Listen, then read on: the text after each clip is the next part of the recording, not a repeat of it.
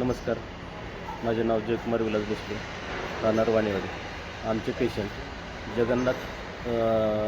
Patient सौ सखुबाई विलास भोसले या Jagannath hospital Baramati या ठिकाणी ॲडमिट होत्या.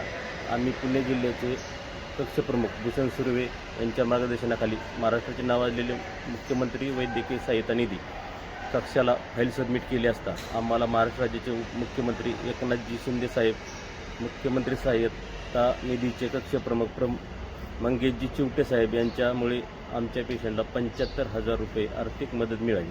त्याबद्दल आम्ही आपले मनापासून आभारी आहोत. हे सर्व निःशुल्क असून सर्वांनी या योजनेचा लाभ घ्यावा ही विनंती.